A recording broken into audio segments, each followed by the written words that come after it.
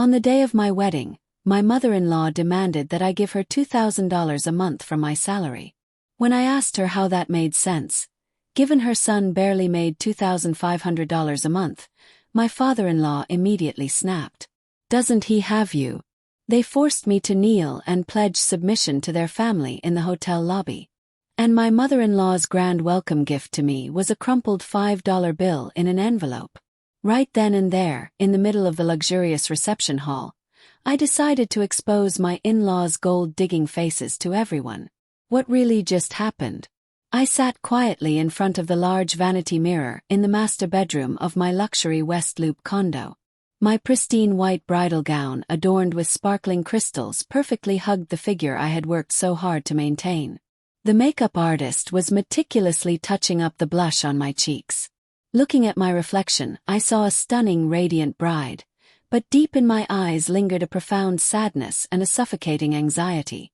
My mother stood right behind me, her frail, wrinkled hands gently smoothing out the train of my dress. My dad was pacing the hallway outside, occasionally peeking in to see if his daughter was ready. The look in my parents' eyes was overflowing with love, but also riddled with worry. They were hard-working, blue-collar folks who had scraped by their whole lives to put me through college. Now, at 30 years old, holding a solid career as a sales director for a massive tech corporation with an income of over $15,000 a month, my parents only wished for me to find a decent husband to lean on. But my future in-laws made my parents incredibly uneasy. Ever since the two families met to discuss the wedding, the groom's family had been flashy, constantly boasting. Yet, their actions lacked the most basic sincerity. My dad once sighed and told me that a woman getting married is like gambling. No matter how smart or beautiful you are, it all comes down to luck. He worried that since they were big business owners with a massive custom cabinetry factory, they wouldn't truly value a girl from a working-class background like me. At the time, I just held his hand and forced a smile to reassure him. I thought back to when Preston and I first started dating. Back then, he appeared in my life like a Prince Charming. He introduced himself as the vice president of his family's woodworking and cabinetry empire. He drove a luxury car to pick me up for dinner, bought me massive books of roses, and whispered the sweetest things. The heart of a woman who had battled in the corporate world for years, seemingly hardened by calculations and stress, suddenly melted at his tenderness. I yearned for a home. I craved a broad shoulder to lean on whenever I was exhausted. However, the mask of this perfect gentleman began to slip when we started talking about a long-term future. Our dates became less frequent, and expensive gifts were replaced by Preston's heavy sighs. He always made up excuses to complain about being broke. Sometimes the Factos capital was tied up in lumber. Other times, major clients were late on payments. Sometimes he claimed his money was stuck in inventory that hadn't shipped yet. Whenever the check came at a restaurant, Preston would pretend to take a phone call or awkwardly fumble for his wallet. With the pride of an independent, high-earning woman, I didn't hesitate to pull out my card. Gradually, from small meals, I became the sole financier for our vacations and even started buying him designer clothes. Preston assured me he was just going through a temporary rough patch and that once the factory was out of the red, he would make it up to me 100 times over. The blindness of a woman desperate for love made me endure it and bury my unease. I lied to myself, saying that an engaged couple shouldn't keep score, and that helping him through hard times was laying a solid foundation for our marriage. But today, on the most important day of my life, all those fears surged back stronger than ever. I asked myself if stepping up to the altar with this man was the biggest mistake of my life. The incident that truly put me on guard against Preston and his family revolved around buying our marital home. After setting the wedding date, Preston and I went house hunting. After weeks of searching all over the city, we fell in love with a luxury condo in the West Loop worth exactly $750,000. The space was open, the security was top-notch, and it was a convenient commute for both of us. I was thrilled and started mapping out the finances. Over the years, I had saved up exactly $200,000 to cover the down payment and initial fees. For the remaining $550,000, I used my corporate salary to secure and solely hold the mortgage. Throughout this entire process, Preston did not contribute a single dime. He repeated his old chorus about the Factos cash flow, begging for my understanding to carry the financial weight for now. I brushed it off, thinking that since I was paying for an asset acquired before marriage entirely with my own money, I would just put the deed in my name. But I was dead wrong about his family's calculation. One evening, Richard and Ella Lehner, my future parents-in-law, invited us out for coffee. After some casual small talk, Eleanor cleared her throat, putting on an air of absolute authority. She stated that her family had a strict reputation. They were prominent business people with significant social standing. If the world found out that her son got married and had to live in a house bought and owned by his wife, their family would be the laughingstock of their social circle.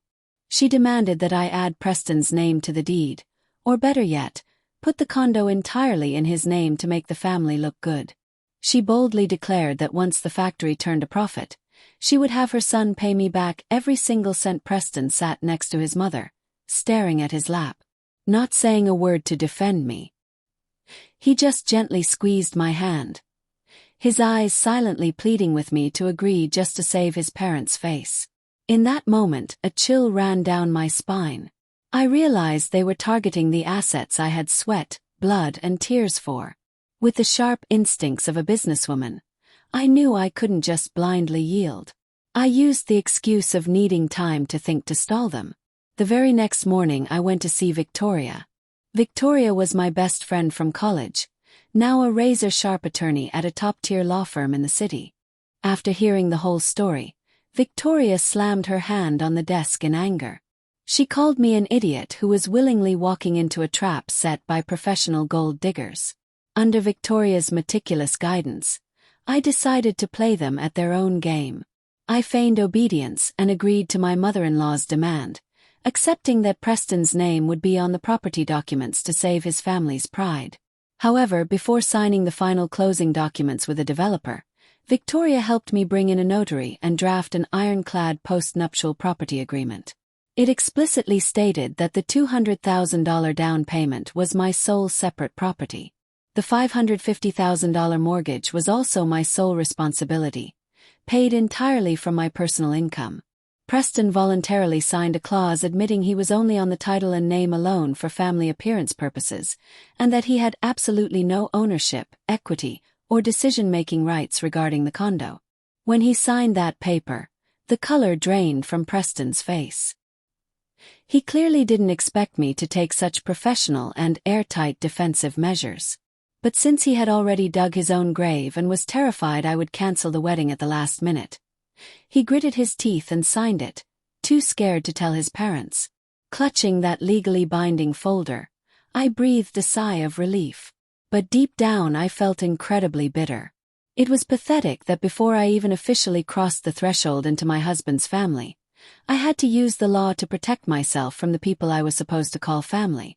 The sound of car horns honking signaled that the hour had arrived. The groom's motorcade slowly pulled up to the hotel entrance, led by a shiny black Rolls-Royce adorned with vibrant red roses.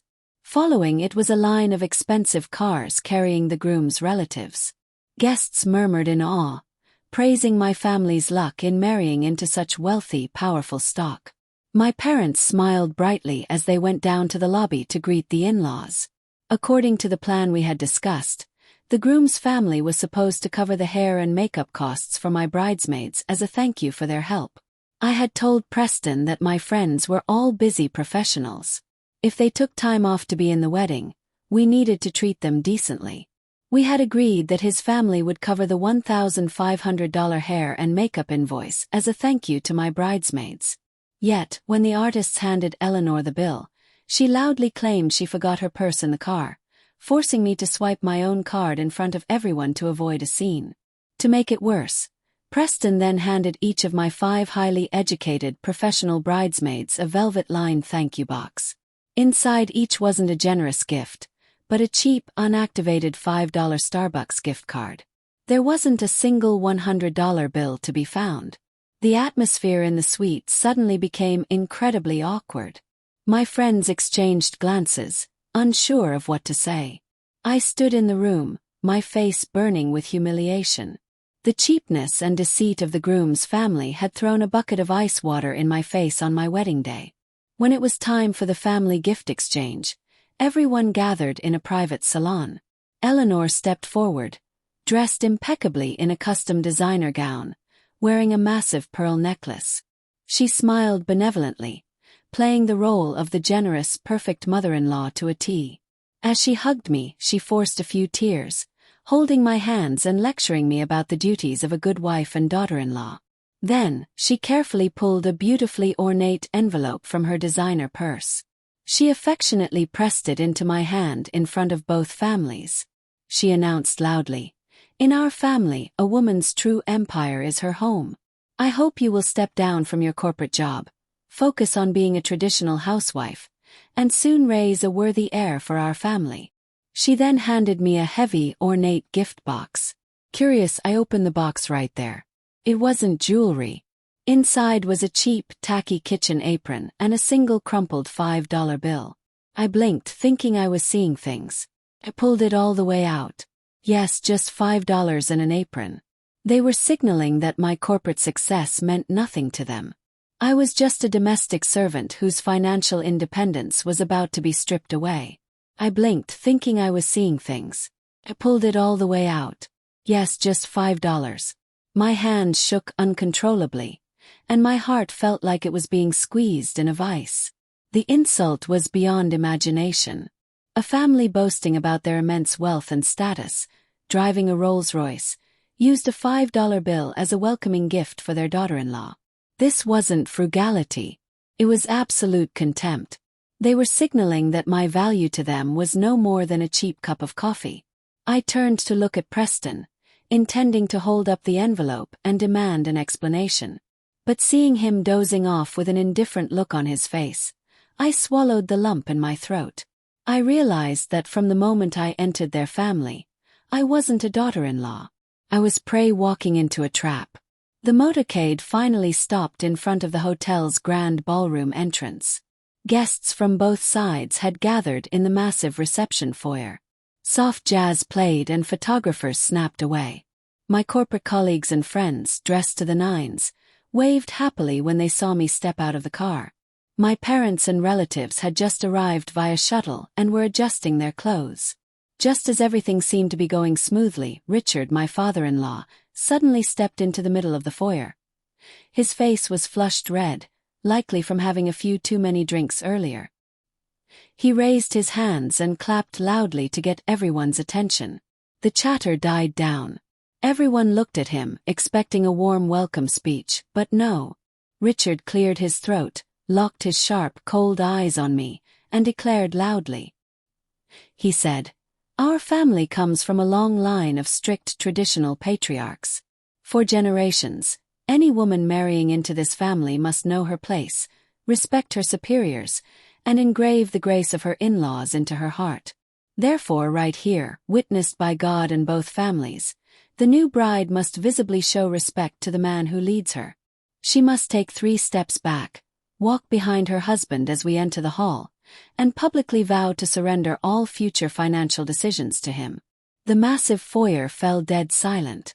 I knew that if I made a scene now, the wedding would instantly implode. For the sake of my parents' dignity, I swallowed this bitter pill. I took a deep breath, lifted the heavy tulle of my dress, physically took 3 humiliating steps back, and walked behind Preston like a subservient shadow. As I did, I distinctly heard the smug applause of his relatives echoing off the walls. Tears streamed down my face onto the red carpet. They weren't tears of reverence. They were tears of total humiliation and the death of my soul. After I finished, I stood up on my own, not needing Preston's help. I smoothed out my dress, held my head high, and walked into the ballroom, leaving the gloating looks of my in-laws behind me. The reception hall was stunningly grand. Crystal chandeliers cast a warm glow, and fresh flowers lined the aisles.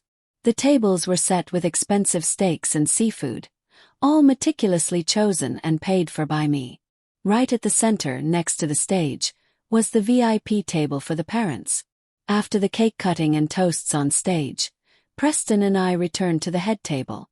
Dinner began over the lively music and the clinking of glasses.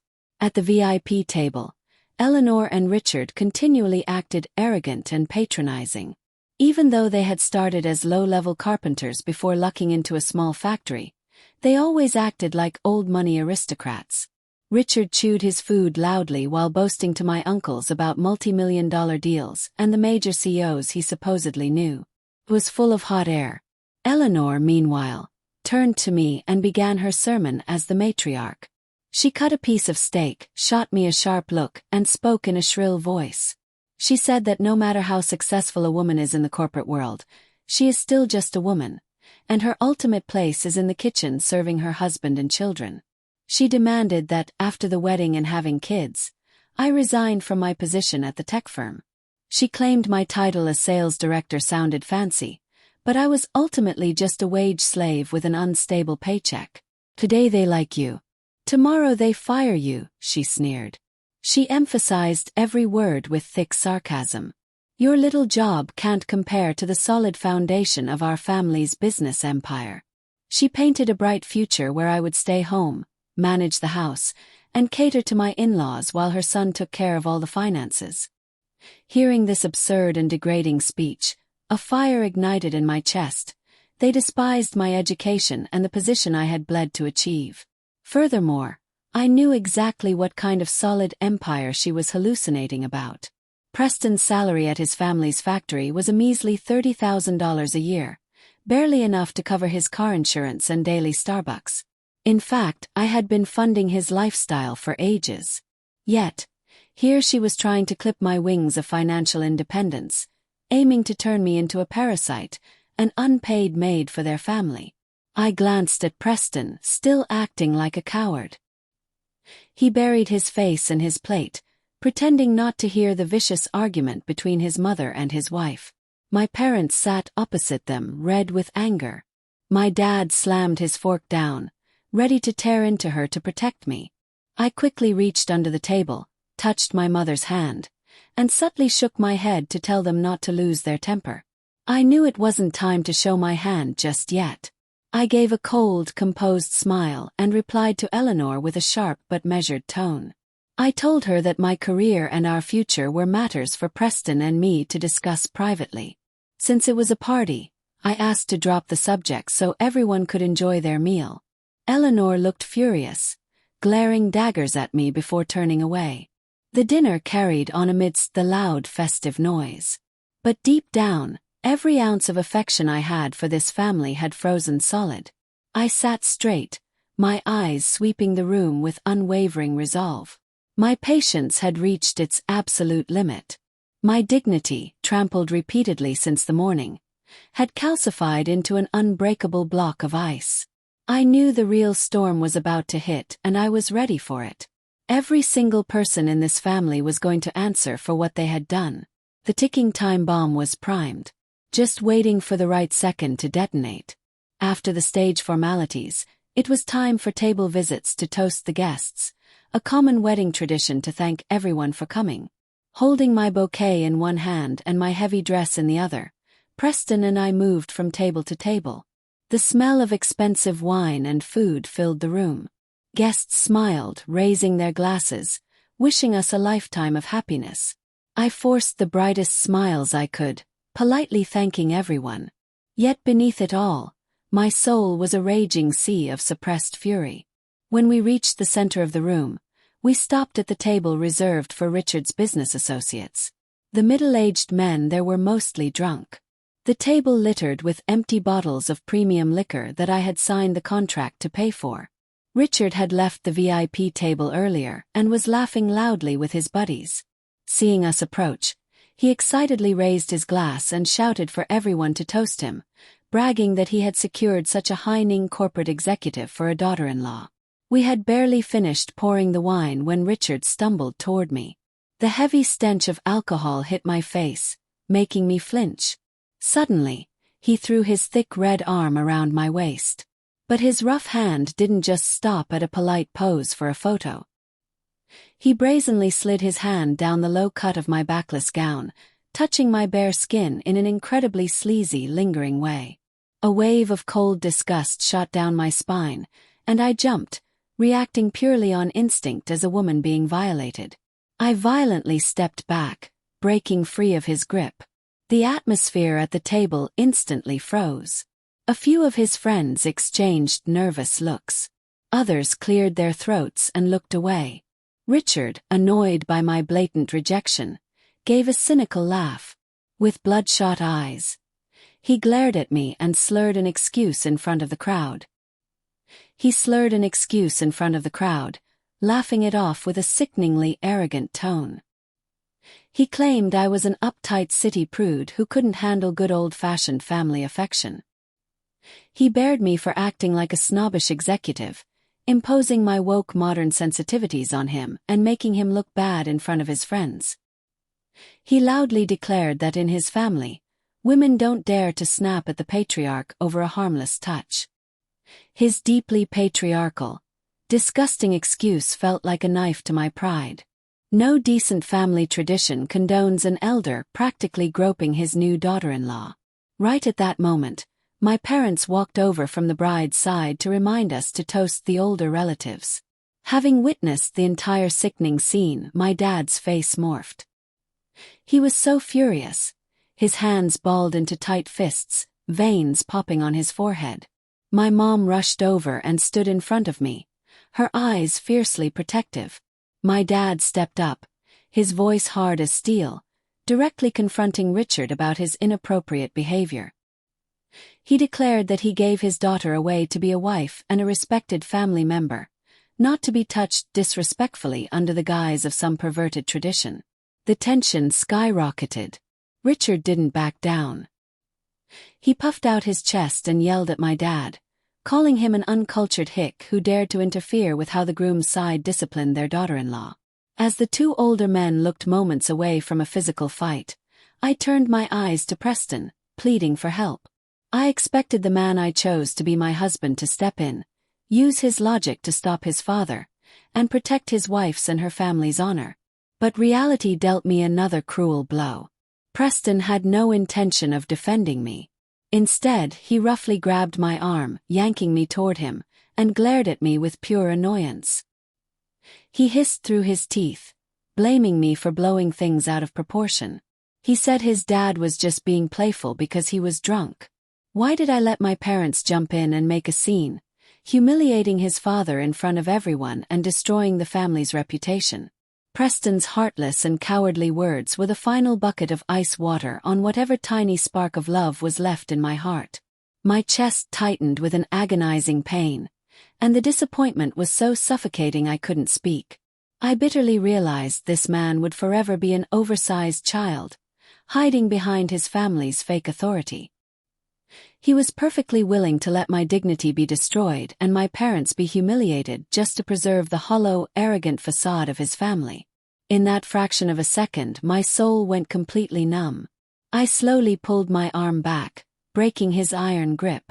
I looked him dead in the eye, a cold, dead stare marking the end of all my pathetic endurance. The scuffle at the table settled down uneasily. My parents furiously marched back to their table, sitting in stony silence, refusing to eat another bite. I had absolutely no desire to continue this fake charade of a reception. I told Preston I was tired and walked straight back to the VIP table, collapsing into my chair. Preston scrambled after me, looking around nervously. He was probably terrified I would do something impulsive and ruin the party, but I just sat there calmly drinking a full glass of ice water, letting the freezing liquid soothe the burning in my chest. The banquet dragged on as waiters rushed back and forth with plates. On stage, the band played a soft melody. Suddenly, Eleanor stood up abruptly from the VIP table. She smoothed out her designer gown, lifted her chin with intense arrogance, and confidently marched onto the stage. She signaled the band to stop playing. Taking the microphone from the MC, she tapped it a few times. The loud thumping echoed across the massive ballroom, commanding the attention of hundreds of guests. The chatter completely died down, all eyes glued to the woman center stage. Eleanor cleared her throat and smiled, a smile she clearly thought was benevolent and educational. She started with a few hollow thank yous to the guests. Then she aggressively changed the subject. She announced loudly to the hundreds of people that her family had always maintained strict financial and moral disciplines. Marriage wasn't just about 2 kids. It was about serving the family. Therefore, to prove her filial piety and dedication to her new family, Eleanor had decided to implement a new rule for her daughter-in-law, and she wanted to announce it publicly so everyone could be a witness. The entire room held its breath, waiting for whatever crazy rule she was about to drop. I sat up perfectly straight, crossed my arms, and stared calmly at the stage. Let's see how far she'll push this. Eleanor took a deep breath, her shrill voice echoing clearly through the massive speakers. She demanded the crowd's attention and announced her ultimate plan for my assets. She proudly declared, "Everyone knows my daughter-in-law is a Heil director. Since my son's startup factory is going through a temporary rough patch, we have mutually agreed that the bride will mortgage her $750,000 West Loop condo. She will inject that capital directly into our family's business to ease the burden on her husband. That is the true sacrifice of a loyal wife." She finished her speech with a triumphant smile. "She was dead," says SES. "She was dead, sir." Certain that under the pressure of hundreds of staring eyes, I would obediently bow my head and agree to sign my house away just to save face. She rambled shamelessly, justifying her demand. She told the crowd, "Everyone knows my daughter-in-law is a high-level director making over $180,000 a year. Meanwhile, my son is the vice president of our startup woodworking factory, going through a rough patch with unstable income. Therefore, a high-earning wife must contribute a portion of her wealth to support her in-laws and ease the financial burden on her husband. It is only natural." She finished her speech with a triumphant smile, her sharp eyes darting down to where I sat. She was dead certain that under the pressure of hundreds of staring eyes, and wrapped in her fake moral high ground of family loyalty, I would obediently bow my head and agree just to save face. Whispers erupted across the ballroom. My friends and corporate colleagues stared in utter shock at this blatant extortion. Meanwhile, Preston's older relatives nodded in agreement, muttering that Eleanor was right. A wife who makes money should enrich her husband's family. My parents sat far away, red with rage, their fury hitting a boiling point. But they bit their tongues for my sake, waiting to see my reaction. I glanced at Preston next to me. His hands were gripping the tablecloth, his head bowed, staring intently at his polished leather shoes. He absolutely knew about this plan, or at the very least, he fully agreed with turning his wife into a legal ATM to fund his family. His selfishness and cowardice were etched into every line of his face. This marriage hadn't even begun, and it was already exposed as an elaborate labor exploitation contract disguised as love. The whispering grew louder. Hundreds of curious, probing eyes shot toward the VIP table where I sat as still as a statue. Eleanor stood proudly on stage, mic in hand, waiting for a nod of obedience. The room was so tense, I could hear my father's heavy, ragged breathing from across the hall. My silence was clearly being misinterpreted by his family as terror and submission. And then, in the middle of that suffocating tension, I suddenly laughed. It was a clear, crisp laugh, dripping with profound bitterness and sarcasm. I didn't laugh hysterically, but loud enough that the nearby tables jumped and turned to look. That laugh was my liberation from all the pathetic compromises I had made. I laughed at my own naivety for believing love could fix human greed. I laughed at the horrific play this family had spent so much energy directing. I stood up tall, pushing my chair back. The commanding presence of a corporate executive instantly returned. I didn't wait for anyone to hand me a microphone. Nor did I walk up to the stage to confront her. From my spot, I looked dead into Eleanor's eyes and spoke with a voice so clear, sharp, and heavy that all the surrounding tables heard every single word. I asked her a question with a terrifying calmness. "You say your son is struggling to build the business. Do you actually know his exact salary as vice president of your factory?" I didn't wait for her to answer before dropping the truth. I said his salary barely hit $2,500 a month, and if he worked himself to the bone, He didn't even crack $30,000 a year. I asked her.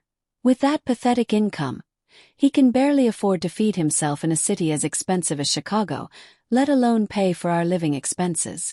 Where exactly is the extra money going to come from to pay your $2,000 tribute? My razor-sharp questions sent a shock wave through the room. Preston's fake facade of being a wealthy heir was ripped to shreds in front of everyone. Sitting next to me, Preston looked like he had seen a ghost. His mouth hung open, stuttering incoherently. His hands shaking violently on the table. On stage, Eleanor froze, her smugness instantly draining into a sickly pale, then flushing a furious, panicked red. She never expected me to air their dirty laundry, to publicly expose her son's pathetic income at his own wedding. But the shamelessness of this family apparently knew no bounds. While Eleanor was struck dumb on stage, Richard shot up from his table. The alcohol in his system only fueled his unhinged arrogance. He pointed a thick finger right at my face, his booming voice echoing with pure bullying entitlement. He loudly replied without an ounce of shame. So what if his salary is low? Doesn't he have you? He sneered, emphasizing that since I made $180,000 a year, handing over $2,000 a month to his parents was a drop in the bucket of my massive wealth. He concluded with a sickeningly arrogant declaration. When you marry a man, your money is his money. Using that money to serve his family is the law of nature. It's how things work. Every word Richard spat out was heard clearly by everyone in the room. It was absolute, unadulterated audacity. They weren't even trying to hide that they viewed me as an ATM, an unpaid cash cow to fund their entire existence. His words obliterated the final shred of pity I had for this marriage. I looked around the room. Seeing his relatives nodding in agreement with his twisted logic, I realized that in this family, a woman's financial contribution is considered a mandatory duty, while a man's incompetence is shielded by hollow patriarchal nonsense. The decision was made. I wasn't going to save an ounce of face for these people anymore. My endurance was over. It was time for a scorched earth reckoning. The glass had shattered. My patience and grace had been pulverized by their bottomless greed. I turned to the sound guy standing nearby and gave him a sharp slicing motion with my hand. Getting the message, he immediately killed the music. The massive ballroom was plunged into a dead, suffocating silence. Hundreds of people held their breath, focusing every sense on the center of the room, where the real hurricane was about to make landfall. I slowly unclasped my designer clutch on the chair. My fingers didn't tremble. Every movement was precise and freezing cold. I pulled out a thick stack of documents I had carefully prepared before the wedding. Holding the papers up, I stepped away from the table, standing where everyone could clearly see me. In the distance, my parents stood up, anxiously watching my every move. I knew they were worried, but I also knew this was the only way to claw back our family's dignity.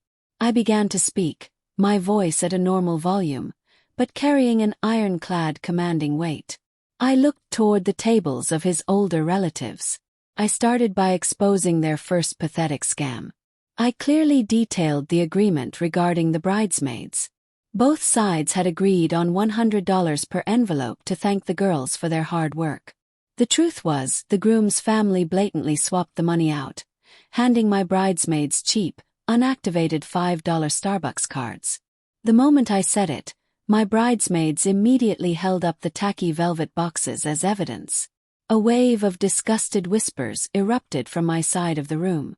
The groom's cheap, deceitful nature was dragged into the light, causing guests to shake their heads in revulsion. But I wasn't done. I reached into my clutch and pulled out the ornate welcome card Eleanor had given me.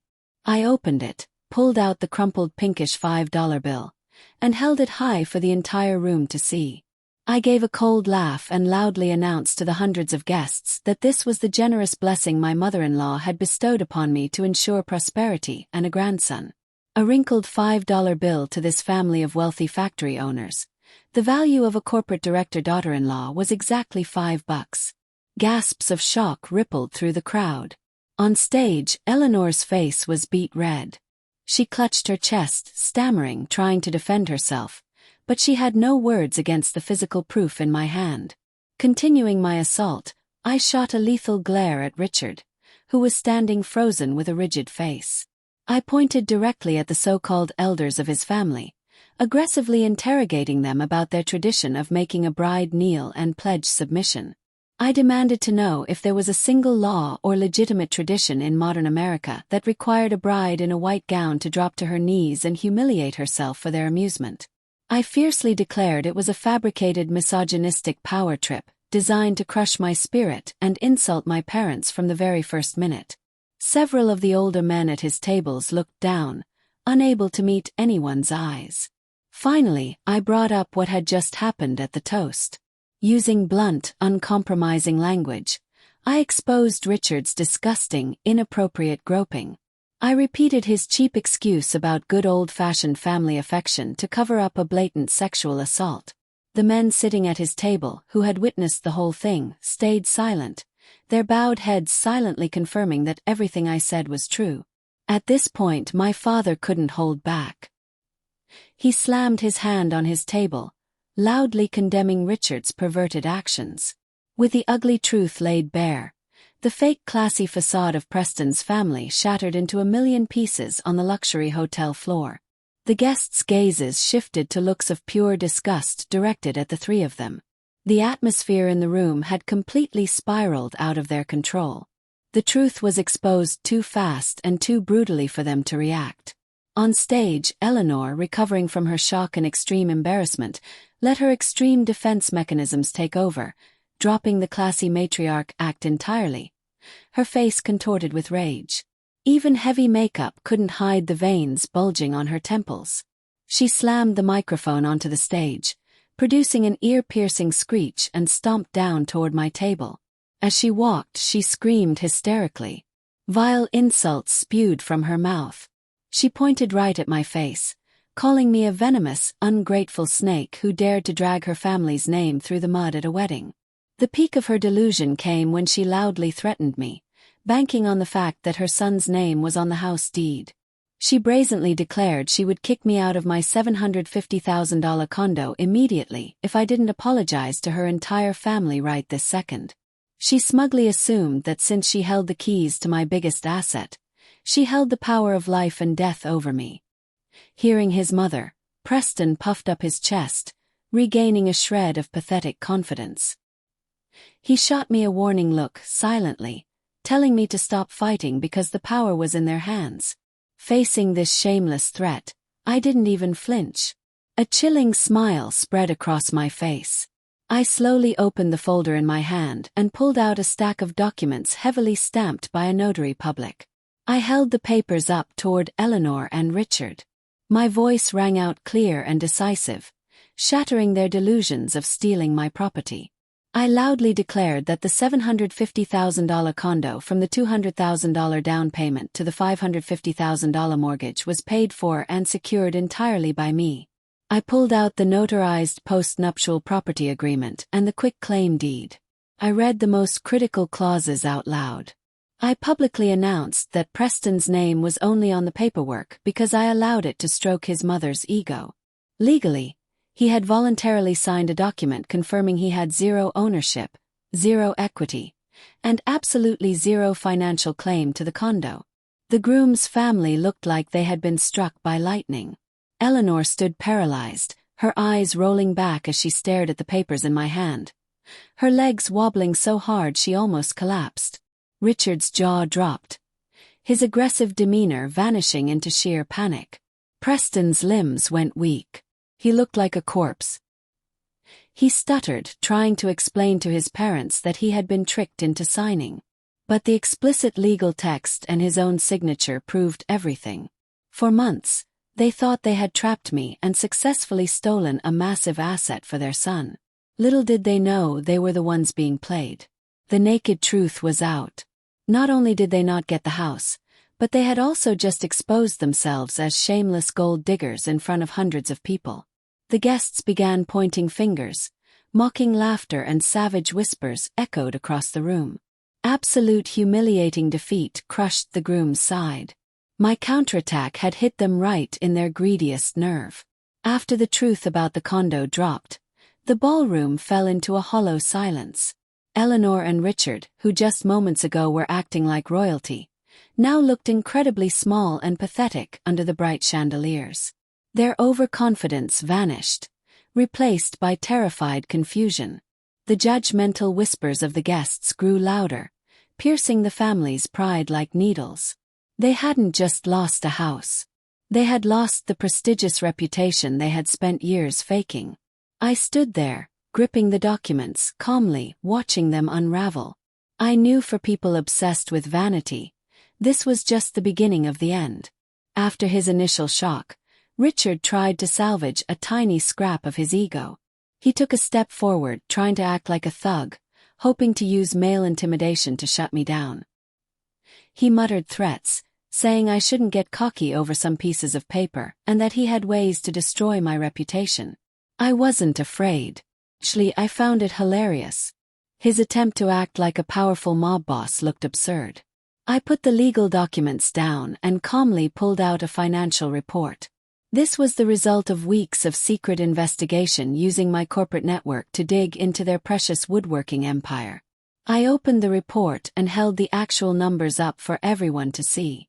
I told Richard that if he wanted to talk business, let's look at the financials. I read out the exact status of their Factos debt. It wasn't a small cash flow issue. They were $15 million in the red, sitting on a list of toxic bank loans about to face asset liquidation. I looked Richard dead in the eye and asked how a man drowning in $15 million of debt had the audacity to lecture others on building wealth. Richard froze, his face draining from pale to chalk white. His business associates in the room, men who had respected him hours ago now, looked at each other with deep suspicion and disgust. I didn't stop there. I exposed the shiny Rolls-Royce parked out front, the car he had paraded around as proof of his success. I revealed that the car was a daily rental costing $2,000 a day, money he was struggling to scrape together just to fake it. I asked the room, does a family with $15 million in bad debt driving a rented car deserve to be called wealthy elites, as they claimed? The naked truth was blinding. Gasps of shock bounced off the walls. Any remaining respect from the crowd evaporated, replaced by pity and contempt. The family plummeted from their high horse straight into the gutter of humiliation. I had ripped off their aristocratic mask to reveal a reality completely bankrupt in both money and morals. I didn't feel smug doing this. I just felt an incredible lightness, like a massive weight had been lifted. I chose to confront the ugly truth, no matter how brutal, so I wouldn't have to live another second in their web of lies. Backed into a corner by the financial exposure, the family panicked. They started arguing senselessly, yelling denials, and blaming me for being a calculating, selfish woman who didn't want to build a family. Richard screamed that my papers were forged to frame them. Eleanor started wailing, using vicious slurs to attack my character. The elegant wedding reception had devolved into a chaotic courtroom, yet I maintained my composure. I knew I had one final card to play the kill shot. I gently reached toward the waist of my gown. Hidden deep inside the layers of premium satin was a micro-recorder I had planted earlier, a specialized device Victoria had helped me secure. I pulled out the tiny device and connected it to the DJ's UX cord, which I had secretly prepped. My movements were fluid and deliberate. When I hit play, the room fell silent once more, waiting for the audio. The sound blasting through the speakers was crystal clear. It was a recording of the groom's family in the holding room just before the reception began.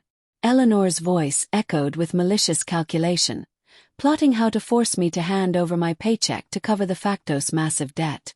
Next came Richard's greedy laughter as he called me a walking ATM, ready to pay off his bad loans. But the most agonizing part was Preston's voice. He talked about me with sheer ingratitude and cold calculation. He confidently told his parents that I was so desperate for marriage and easily manipulated that no matter how hard they pushed, I would never dare cancel the wedding. Those words felt like knives twisting in my chest, but they were also the ultimate irrefutable proof of this family's sociopathic nature. Their smug laughter over how easily they were conning me echoed off the walls, leaving the guests in stunned horror. Some of the older guests couldn't hide their disgust. They shook their heads, and a few even stood up and walked out, refusing to witness any more of this filth. The absolute selfishness, greed, and fake nature of Preston's family was laid bare for the world to see. Cornered with no excuses left, Preston stood frozen, bloodless. He looked at me, his eyes stripped of all arrogance or annoyance, replaced by sheer terror. He realized every plot, every lie his family had crafted was annihilated. Their own voices had convicted them. The atmosphere wasn't just silent anymore. It was heavy with absolute contempt. Every eye in the room judged the three of them. The greedy fools had dug their own social graves. Standing there, I felt completely liberated. This wedding dress, meant to symbolize love, had become the armor of truth, and that truth had won the war against people who never deserved me. After the recording stopped, the ballroom felt suffocatingly tense. The guests' whispers had escalated into loud, open criticism. The collective anger of the crowd crashed down on the groom's family like a tidal wave. Seeing the tables completely turned, the family's arrogance evaporated instantly. Eleanor, who minutes ago had threatened to throw me out on the street, suddenly collapsed onto the floor. She started wailing theatrically, putting on a pathetic victim act. Through fake tears, she begged, claiming it was all a big misunderstanding, just a bad joke, and pleaded with me to remember our love and forgive them. Richard wasn't much better. He dropped to his knees, his eyes red, stammering apologies toward my family. Preston, the man who had bragged that I would never dare leave, now fell to his knees beside his parents, bowing his head and pushing all the blame onto them. He cried that he was forced into it, that he still loved me deeply, and begged me to let the wedding continue. The sight of these three arrogant, snobbish people now groveling at my feet for pity was both hilarious and pathetic. Just then Victoria, my lawyer best friend, marched over from her table. Without hesitation, she stood in front of me, glaring down at them. Victoria didn't use polite words. She used a verbal machete to shred their true faces. She screamed at Preston for being a spineless coward who couldn't take responsibility for his actions. She tore into Richard for his shamelessness in viewing a daughter-in-law as a debt relief tool. And she eviscerated Eleanor for her hypocrisy in using family values to mask pure greed. Victoria told them their apologies meant nothing because they were only sorry they got caught. Her words were like acid thrown on their pathetic excuses. They couldn't argue back. They just kept their heads down. I looked at them, the people I thought hours ago would be my new family, and felt nothing but total alienation. They weren't worth my patience, and they certainly weren't worth my tears. Their twisted moral compass, going from arrogant bullies to pathetic beggars, showed me the true colors of people who lived with no principles. I didn't feel vindictive nor angry. I just felt empty. It was the emptiness of realizing I had given my love to the wrong person mixed with the intense relief of pulling the ripcord before it was too late. I looked at Victoria and gave her a small, genuine smile, silently thanking her for always having my back. Then I took a step back, distancing myself from the groveling messes on the floor. Staring down at their pathetic begging, I took a deep breath. The air in the ballroom was heavy, but my chest felt incredibly light. I reached up and pulled the sparkling crystal tiara from my hair, tossing it casually onto the table. That simple action was the final period at the end of this toxic relationship. I picked up the microphone. My voice didn't shake. There was no anger left, just the ice-cold certainty of a woman who had woken up. I loudly declared the wedding can led right there in front of everyone. And thank God we haven't signed the legal marriage license yet, I added, looking at Preston. My words were as clean as a scalpel, severing the final tie to this family. I didn't want to drag this out. I didn't want to hear another excuse. Everything was crystal clear. I laid out the terms mathematically. The condo, backed by legal documents, was 100% mine. The thousands of dollars I had spent dating him, I considered it tuition paid for a masterclass in seeing red flags. As for the reception, I announced my family would pay our half of the catering bill to the hotel. As for the groom's side, I told them they were on their own to settle their tab with the venue. I had zero obligation to subsidize their financial failures ever again. After saying my piece, I didn't look back at Richard's pale face or Preston's tears. I turned to my parents, grabbed my mother's trembling hand, and helped my father up. My parents, salt-of-the-earth people, no longer had worry in their eyes. Instead, they beamed with pride at their strong daughter. Together, we took firm, decisive steps toward the main doors of the ballroom. Stripping away the emotional baggage of this fake marriage made my heavy gown feel light as a feather. Behind me, the chaos in the room continued, but it wasn't my problem anymore. I didn't care how they were going to pay the hotel or how they would face the guests as the party imploded. That was the past. All I knew was that the second I walked through those double doors, I had taken my life back. I didn't choose revenge. I chose to stop the bleeding. That was the ultimate liberation I could give myself. I walked outside where the late afternoon Chicago sun was shining, signaling the start of a brand new chapter. A chapter without manipulation, only the peace and freedom I had bought with my own courage. Time flies. It's been a year since that explosive non-wedding. This morning I stood on the balcony of my West Loop condo, watching the busy city traffic below. The house is exactly the same, clean and organized, but my mindset is entirely different. All the legal paperwork regarding the property was settled long ago. Preston's name has been wiped from every document. My life returned to a stable orbit and honestly, it's better than ever. Work is incredible. I got a promotion and most importantly, my mind is at absolute peace. As for Richard's family, their ending wasn't orchestrated by me, but was the inevitable result of their own actions. Videos of the wedding fallout and the truth about their $15 million bank debt spread through their social circles like wildfire. Business partners cut ties with Richard. Creditors swooped in to liquidate their assets. The custom cabinetry factory, their hollow pride and joy, was forced to shut down. I heard they had to sell everything they owned to avoid jail time, and ended up moving into a rundown apartment in the far suburbs. Stripped of their money and their fake elite status, the toxic traits they had hidden behind wealth exploded. They live in misery, constantly screaming and blaming each other. Preston, too cowardly and incompetent to stand on his own, lost his safety net and became a reclusive loser, a far cry from the charming heir he pretended to be. Occasionally, I hear updates about them through mutual acquaintances. But I don't feel joy or smugness. It's just the natural law of the universe. You reap what you sow. Greed and deceit can never build a foundation for happiness. I didn't choose to destroy them. I chose to save myself. My peace today is the ultimate proof that I made the right choice. I learned to love myself more, to set hard boundaries, and to protect my worth. I bought a new car not to show off, but to reward my relentless hard work. I also took my parents on several luxury vacations to make up for the stress I put them through. Life isn't always smooth sailing, but I've learned to face it with grace and grit.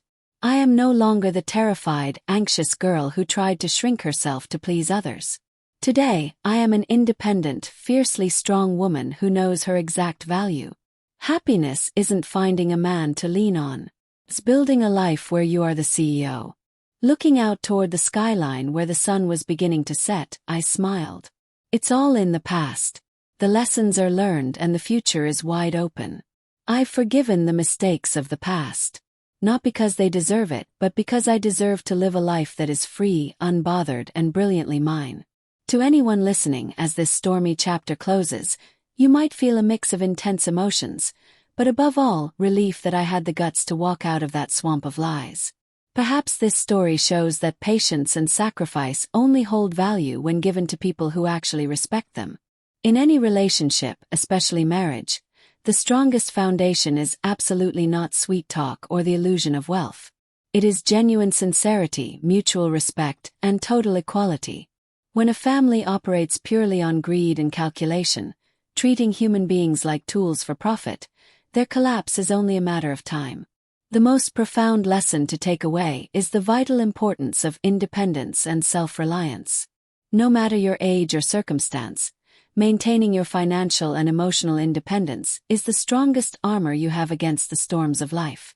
Never let the pressure of getting older or the desperate desire for a family force you to lower your standards or bow to absurd toxic demands. Always remember that your true value is never determined by the shallow cruelty of others. It is defined by how fiercely you stand up to protect your dignity, ensuring you live the most brilliant, proud life possible.